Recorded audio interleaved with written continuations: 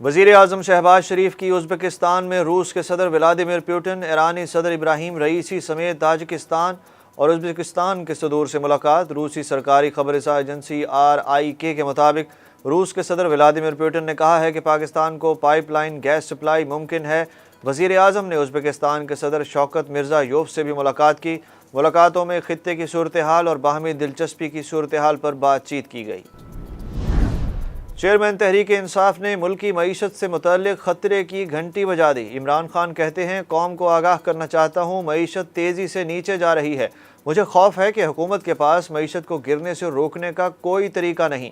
انہوں نے کہا کہ حکومتی دعووں کے باوجود IMF سے قرض ملنے کے بعد بھی مہنگائی ہو رہی ہے، روپیہ گر رہا ہے۔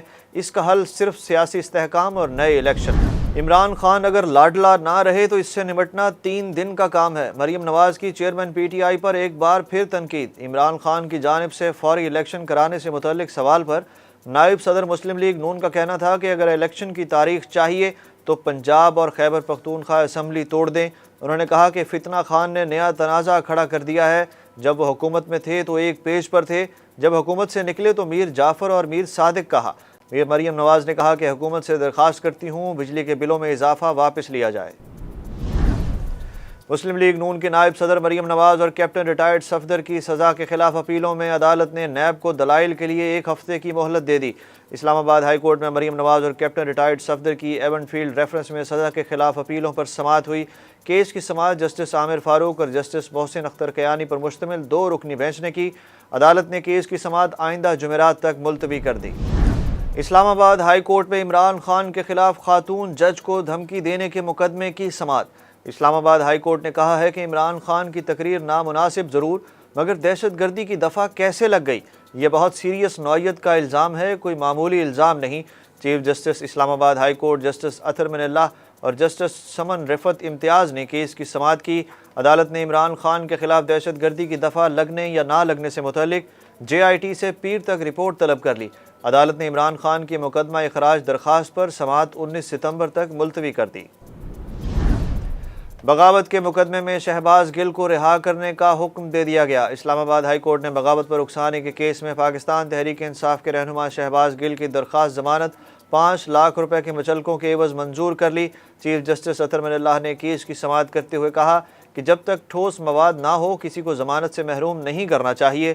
چیف جسٹس نے پولیس پروسیکیوٹر سے سوال کیا، کیا آرمڈ فورسز کسی لاپرواہ بیان سے متاثر ہو سکتی ہیں؟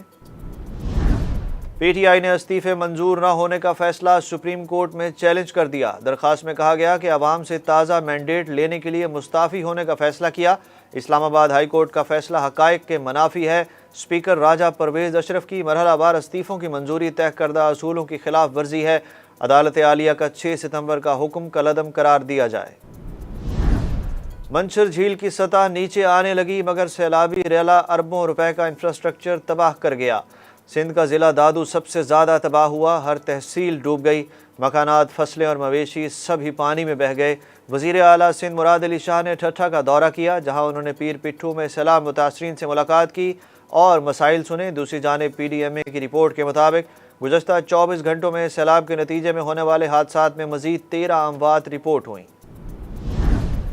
عالمی ممالک اور اداروں کی جانب سے سیلاب زدگان کی امداد کا سلسلہ جاری۔ سیلاب کی تباہ کاریوں سے نمٹنے کے لیے ایشیائی ترقیاتی بینک پاکستان کو $1.5 ارب قرض دے گا۔ امریکہ اور متحدہ عرب امارات سے امدادی سامان لے کر مزید 2 پروازیں کراچی پہنچ گئیں۔